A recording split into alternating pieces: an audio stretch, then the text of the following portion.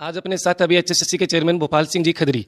तो CET link से संबंधित कुछ डाउट आ रहे हैं बच्चों के, तो वो सारे के सारे मैं आज एक एक लिख के लेके आया हूँ, क्योंकि जितने भी न्यूज़ चैनल वाले होते हैं वो बारीकी से चीज़ें नहीं पूछ पाते, क्योंकि हम पढ़ाते हैं, दिन रात फोन आते रहते हैं बच्चों के। तो एक एक चीज़ को समझने के बाद मैंने स्पेशल जो जरूरी चीज़ें हैं वो लिखी है। तो सर, सबसे पहले आपका स्वागत है। नमस्कार, धन्यवाद आपके चैनल के सभी दर्शकों को मेरा। अच्छा सर, ये प्रश्न है कुछ सर, जैसे फैमिली आईडी से संबंधित है सर, कि भाई सर फैमिली आईडी अगर इनकम है सर्टिफिकेट का मांग रहे हैं सर। एक तो इनकम सर्टिफिकेट अगर बच्चा लगभग जरूरत नहीं पड़ी सर आज तक, पहले फैमिली आईडी से काम चल रहा था। अब 10 जुलाई से पहले की बच्चा इनकम सर्टिफिकेट कहाँ से लेके आए, नहीं बनाएगा तो तहसीलदार सर आज की डेट में साइन करेगा, तो उसके लिए क्या प्रावधान है सर? आपका क्वेश्चन बहुत सही है, और जो हमारी हेल्पलाइन नंबर है या हमारे व्हाट्सएप पे इस तरह की जो इंक्वायरी है वो बहुत ज़्यादा आ रही है।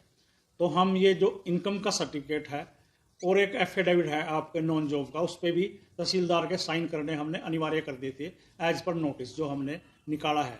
अभी हम इस पर विचार कर रहे हैं कि इन दोनों को हम हटाएं और बच्चे से एक एफिडेविट सेल्फ डिक्लेरेशन ही लें, क्योंकि तहसीलदार बैक डेट में तो साइन नहीं करेगा, और अगर वो अब करता है तो वो डॉक्यूमेंट हमारी कट ऑफ डेट के बाद हो जाएगा।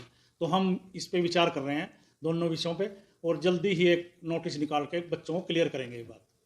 ठीक है सर। और सर, जिनके घर में पहले जॉब नहीं थी, आज लग गई 10 जुलाई के बाद, 20 जुलाई या 30 जुलाई को बाद में लगे हैं, तो उनको क्लेम वापस लेना पड़ेगा सर, या 10 जुलाई से पहले घर में जॉब नहीं होनी चाहिए? नहीं, कोई क्लेम वापस लेने की जरूरत नहीं। हमारी कट ऑफ डेट जो है वो 10 जुलाई 2022 है, और हम सारा स्टेटस उसका उसी दिन देखेंगे। उसके बाद चाहे उसके घर में पूरा परिवार उसका नौकरी लग जाए, भाई माँ कोई भी लग जाए उसकी संतान, हम स्टेटस सिर्फ 10 जुलाई 2022 देखेंगे। उस डेट तक उसके घर में कोई नौकरी नहीं होनी चाहिए। अच्छा सर, एक परिवार की परिभाषा दे रखी है कि माता पिता, अविवाहित भाई, और ये जॉब में नहीं होनी चाहिए तो नंबर मिलेंगे। तो आज के टाइम में फैमिली आईडी में सर शादी होने के बाद अपने जो हस्बैंड वाइफ होते हैं अपना अलग फैमिली आईडी बना के, उस चीज़ का उसका पिता जॉब में था या सर्विसमैन है, वो अपनी अलग आईडी बना के इस चीज़ का फायदा ले रहे हैं, ये सही है या गलत है सर? ले सकते नहीं, हैं? परिवार की परिभाषा से इसका कोई लेना देना नहीं है। जो हमारा एक अनेक्सर है एफिडेविट, जो वो भर के दे रहा है हमारे को डिक्लेरेशन कि मेरा भाई, मैं खुद, मेरी संतान, मेरे माँ बाप सर्विस पे नहीं है, हम तो उसको मानेंगे। चाहे उसके पिताजी माताजी अलग रहते हों, उसका भाई अलग रहता हो, वो उसके माता पिता उसके भाई के साथ रहते हों, हमने तो उसकी ये डिक्लेरेशन लेनी है, और इसकी पूरी तरह से हम जांच कराएंगे। सीआईडी से भी कराएंगे, फैमिली आईडी से हो सकेगी उससे कराएंगे, जो हमारे चैनल हैं उन सब से हम उनकी जांच कराएंगे। और इस तरह की अगर किसी ने फेक इन्फॉर्मेशन दी है तो हम उसके खिलाफ कार्रवाई करेंगे। मैं आपके माध्यम से बताना चाहता हूं कि वो सिर्फ उसके क्लेम के नंबर ही नहीं काटेंगे, बल्कि उसको डीबार करेंगे 3 साल के लिए, कि वो कोई भी एचएसएससी की वैकेंसी ना भरे। आपके माध्यम से ये मेरा अनुरोध कह लीजिए, या बच्चों को चुनौती कह लीजिए, कि वो कोई भी फेक इन्फॉर्मेशन प्लीज मत दें, क्योंकि हमने अभी बहुत देखा, बहुत सी वैकेंसियों में सिलेक्शन होने के बाद बच्चों को हटाया गया है। वो जो स्थिति होती है वो हमारे लिए भी कष्टदायी होती है, और जो सेलेक्ट हो जाता है उसके लिए भी कष्टदायी होती है। तो इसलिए कोई भी फेक नंबर या रॉन्ग इन्फॉर्मेशन देने की कोशिश प्लीज मत करें।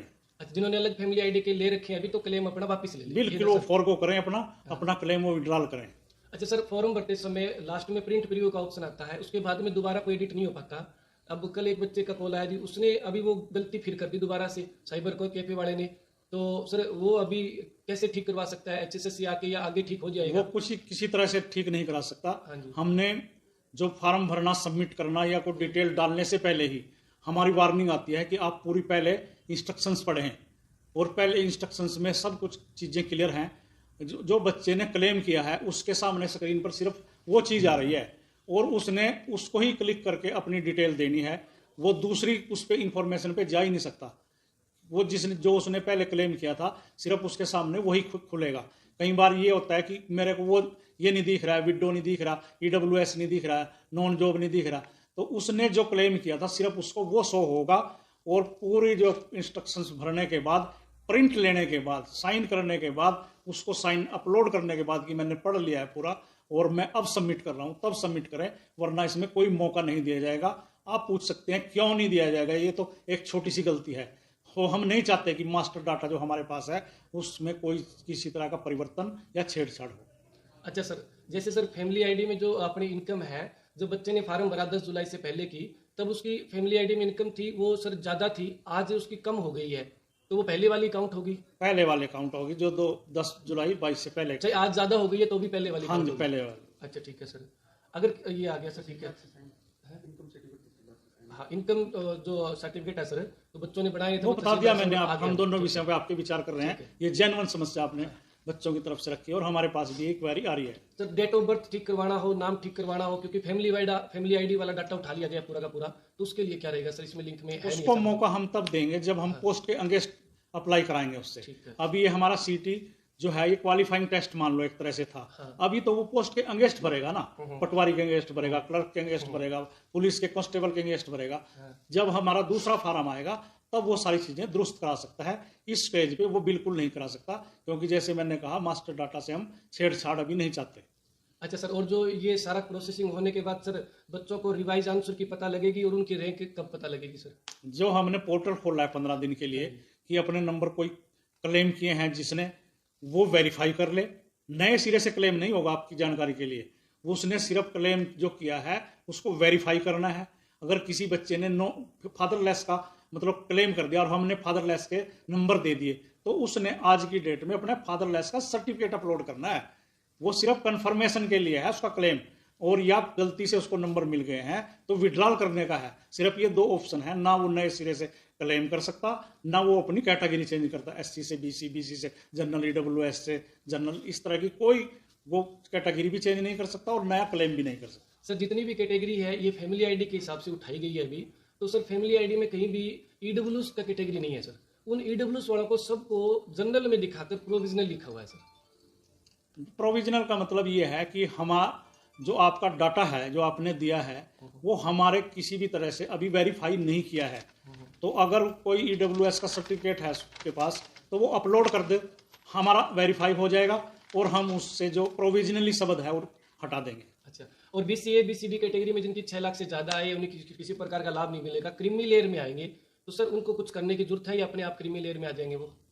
बीसीबी और बीसीए में जिनकी इनकम 6 लाख से ऊपर है हाँ जी। वो अभी अपना ये अपडेट कर दें कि मैं क्रीमी लेयर में आ रहा हूँ, तो वो उसके हम जो है उसको जो बीसीए या बीसीबी कैटेगरी से तो नहीं हटाएंगे, पर उसको कोई बेनिफिट नहीं देंगे हम।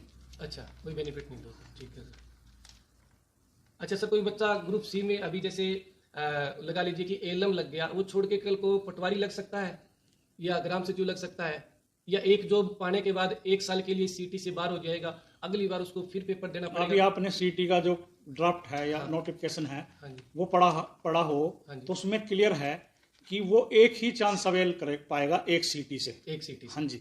अगर वो एएलएम लग गया, कल वो जेई लगना चाहता है, बीटेक किया उसने सिविल से, तो वो अवेल नहीं कर पाएगा, क्योंकि हमारे पास उसका रजिस्ट्रेशन नंबर है और जब वो सिलेक्ट होगा तो हमारे को पता लग जाएगा कि ऑलरेडी सिलेक्टेड, तो हम उसको वहां जाने नहीं देंगे, क्योंकि सीटी के ड्राफ्ट में क्लियर लिखा हुआ है कि एक सीटी में एक ही चांस अवेल कर पाएगा।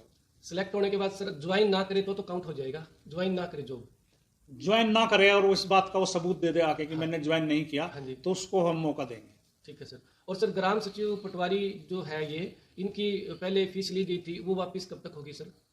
नहीं, फीस वापस करने की हमने बात भी की थी और हमने, आपने देखा होगा सीटी का जब हमने इंस्ट्रक्शंस निकाली थी, हमने ये कहा था कि आपको हम ओवरेज नहीं होने दे रहे हैं। अगर आज की डेट में आपने ग्राम सचिव या पटवारी, कैनाल पटवारी या किसी और पोस्ट भरी है और आज की डेट में आप ओवरेज होने जा रहे हैं, तो हमने उसको ओवरेज होने से बचाया है। तो अभी जैसा आपने कहा फीस वापसी की, तो इस पर हम विचार करेंगे। अगर कोई अपनी फीस विड्रॉल करना चाहे तो उसके लिए कोई सिस्टम तैयार करेंगे। ठीक है सर। लास्ट पे 2% सर, डॉक्यूमेंट अपलोड करने का बच्चों को 10 जुलाई से पहले, जिन्होंने अगर कोई +2 के बाद बीए कर ली हो या आईटीआई कर ली हो, तो वो अपने अपलोड करवा सकता है आगे जब अपना? नहीं दीवान जी, उन्होंने कोई भी जो हायर एजुकेशन है या एक्स्ट्रा एजुकेशन है उससे छूट गई थी, अभी उसको अपलोड कराने की कोई आवश्यकता नहीं है, क्योंकि जब वो पोस्ट के अगेंस्ट भरेगा तो हमने तो उसकी क्वालिफिकेशन उस टाइम देखनी है। अब सीटी में सी क्लास के लिए हमने सिर्फ +2 चाहिए था और डी में हमने सिर्फ मैट्रिक चाहिए। उसकी हायर क्वालिफिकेशन क्या है, एक्सेस क्वालिफिकेशन उसकी क्या है, अदर क्वालिफिकेशन उसकी क्या है, ये सारी 100 वो तब करे जब वो पोस्ट के अगेंस्ट भरे। अच्छा सर, और ग्रुप डी का सर जो एग्जाम है अभी 4-5 मार्च और 10-11-12 मार्च को बता रहे हैं, काफी कम दिन बचे हैं, हफ्ता 10 दिन, तो पोर्टल भी खोलने के लिए बोल रहे हो आप, तो क्या ये होगा सर अभी मार्च में या आगे जा सकता है, अभी कंफर्म कब तक हो सकता है सर एग्जाम? नहीं, मार्च में होगा। हम ये पोर्टल 1-2 दिन में ही खोल रहे हैं। अच्छा, और लगभग 10 या 12 दिन हम देंगे बच्चों को। सिर्फ उन बच्चों को देंगे जिन्होंने कुछ अपने उसमें अपडेट करना है, कोई उन्होंने सर्टिफिकेट नहीं लगा पाए थे, या जो नए बच्चे फ्रेश आ रहे हैं अप्लाई नहीं कर पाए थे, सिर्फ उनको हम मौका देंगे। और वो 10-12 दिन का देंगे। अभी तक जो शेड्यूल हमारा डी क्लास का लिए 4-5 और 10-11 मार्च है, वो अभी तक तो है, अभी निश्चित है। एनटीए ने फाइनल कर दिया सर उसको? एनटीए ने फाइल किया हुआ है। अच्छा, और सर उसमें जो सिलेबस आएगा वो सी में आया था वैसे ही 15-15 क्वेश्चन वाला वही बिल्कुल पैटर्न सेम पैटर्न रहेगा। अच्छा। ये है कि वो +2 लेवल का था, ये 10th लेवल का होगा, ये थोड़ा इजी होगा उससे, तो पैटर्न सेम रहेगा बिल्कुल। अच्छा, जो टेक्निकल भर्ती है सर उसके लिए जो आगे जितनी भी भर्तियां आएगी ग्राम सचिव पटवारी की, जो ग्रुप वाइज आप बना रखे 52 ग्रुप बनाए हैं, तो उन ग्रुपों का जो आएगी एग्जाम डेट साथ में दी होगी नोटिफिकेशन के साथ, सिलेबस भी मेंशन होगा क्या उसके साथ पूरा सर? बिल्कुल, जब हम एडवर्टाइजमेंट करेंगे सी की, अब की बार हम कैंडिडेट्स को पूरा सिलेबस बताएंगे और टेंटेटिव डेट भी बताएंगे कि आपका एग्जाम कब होने जा रहा है।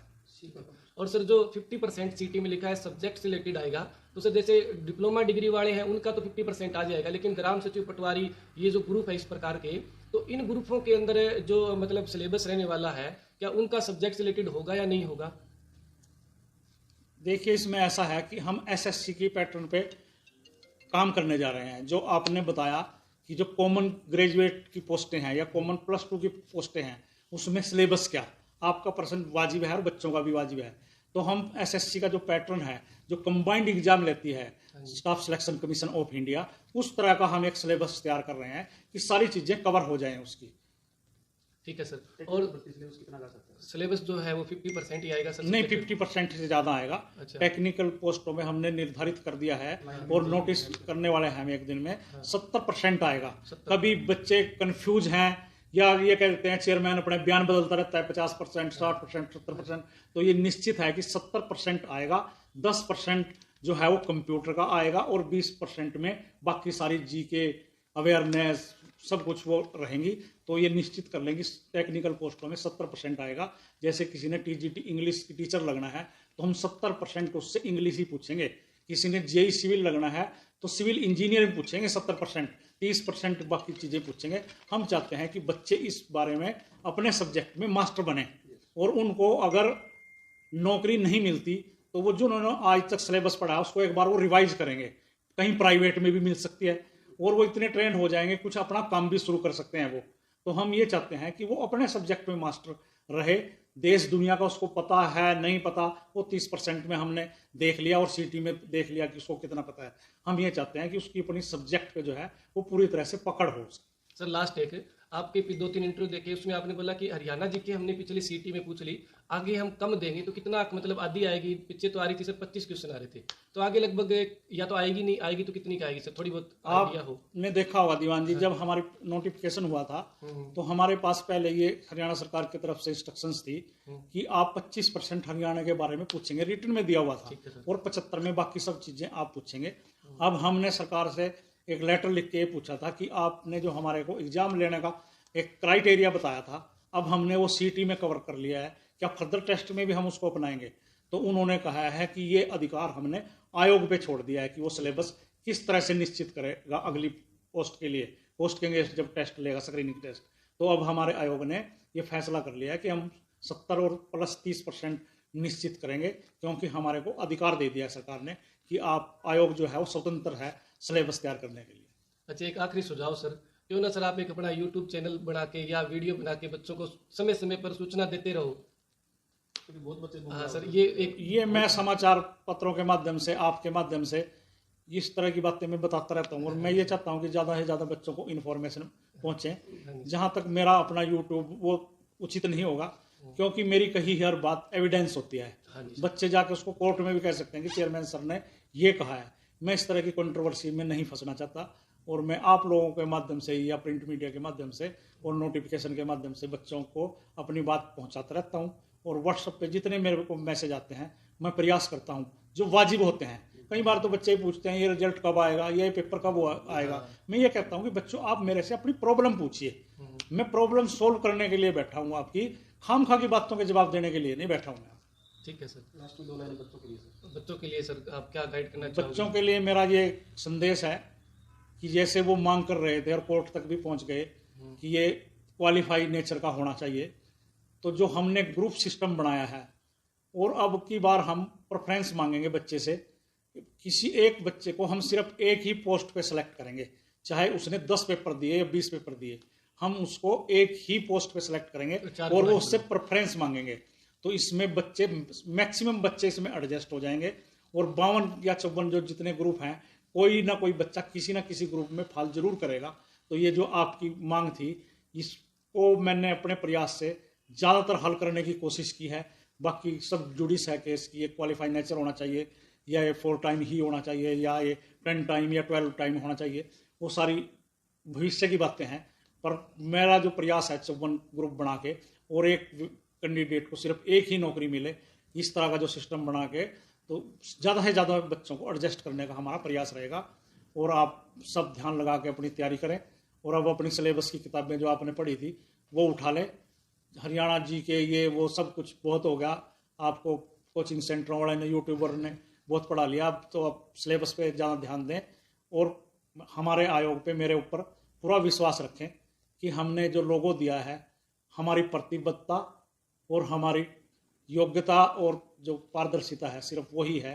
इफ एंड बट के चक्कर में ना पड़ के, किसी के झंसे में ना आके सिर्फ स्टडी करें, आपकी योग्यता को कोई इग्नोर नहीं होने देंगे। 4 गुना में सर फिर हरियाणा पुलिस का एक लास्ट माफी चाहूंगा, हरियाणा पुलिस में भी 4 गुना है बुलाएंगे फिजिकल के लिए, 7 गुना हरियाणा पुलिस में हम पीएमटी पीएसटी में 7 गुना लोगों को बुलाएंगे। अच्छा। सीटी जो क्वालिफाई होंगे, अच्छा। जो टॉप के लोग होंगे, जो हाँ। फिजिकली फिट होंगे। हाँ। अब आप ये कह सकते हैं कि टॉप, हम एक एप्लीकेशन दोबारा से लेंगे उनसे और रिक्वेस्ट करेंगे कि जो फिजिकल फिट हैं, जो हाइट चेस्ट का जो पैमाना पूरा करते हैं, वही अप्लाई करें और उनमें से जो टॉप 7 होंगे उनको पीएमटी पीएसटी के लिए बुलाएंगे। और जिन्होंने सब कुछ क्वालिफाई कर लेंगे जो लोग, फिर 4 गुना लोगों का पेपर लेंगे। अच्छा। ये कंफ्यूज मैं दूर करना चाहता हूँ कि हम 4